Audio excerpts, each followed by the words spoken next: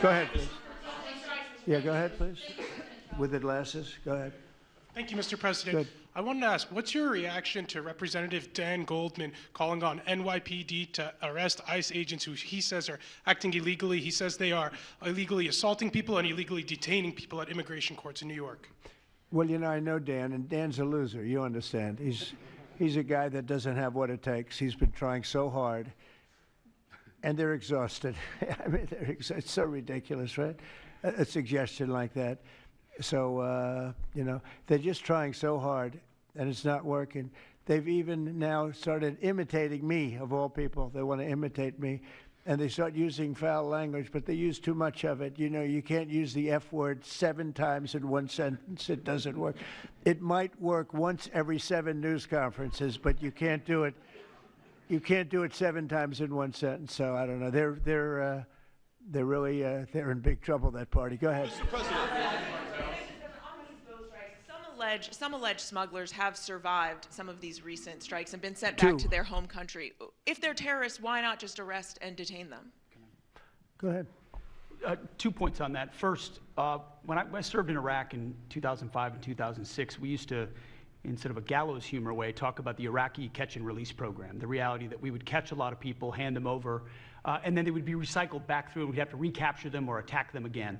And that's why changing the dynamic and actually taking kinetic strikes on these boats ought change the psychology of these foreign terrorist organizations. To those 2 that survived the shot on the semi-submersible, think again, compared to Iraq and Afghanistan, the vast majority of people that we captured on the battlefield, we handed over to the home country. Did we always like how it shaped out? Sometimes we did, sometimes we did not. But 99% would go to the Afghan authorities or the Iraqi authorities. So in this case, those 2, they were treated by American medics and handed immediately over to their countries where they came from, hopefully to face prosecution, which is a very standard way of handling something like this. And you'll do that with future survivors, anyone else who survived? We've got protocol of how we'll handle it. Not that guy. He's so hopeless. Go ahead. Go ahead. Yesterday, there was a vote at the Knesset on annexing the West Bank. Do you see it as a challenge to your peace efforts? Could you say that louder, please?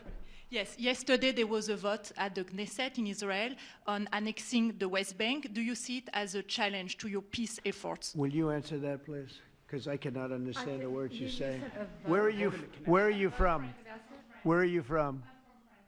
You're from France. Beautiful accent, but we can't understand what you're saying. Huh? She said a vote at the Knesset on the West Bank. The West Bank is, don't worry about the West Bank. Israel's not going to do anything with the West Bank, okay? Don't worry about it. Is that your question? They're not going to do anything with the West Bank. Don't worry about it. Israel's doing very well. They're not going to do anything with it. Yeah, please, go ahead.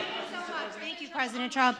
Are there any safeguards in place to protect Americans from fentanyl and cartels when you leave office in 2028? Any protocols that could be put in place in case a future administration comes in that wants open borders? And I also have a question for the Secretary of War as well after your answer. Well, the biggest thing we can do is make sure they don't come in, because open borders, they would destroy. It's amazing that our country is even surviving with what we went through, coming in by the millions and coming in from the wrong places. You know, I know all these people that run these countries, and they're smart. They're very street smart, and they're not sending their best, you know. They're not sending, they're taking them out of their prisons and their mental institutions, as I say over and over again. They're the drug dealers. They're the drug addicts. They're people that don't work. I mean, the best of them are people that don't work. They don't work. They're on welfare, their form of welfare, which is tiny. You know what their form of welfare? They give you a piece of paper. But they want people that work. They don't let those people come out because they want those people. You know, they cherish those people. Those are the people that make their country run. They give us all of the people that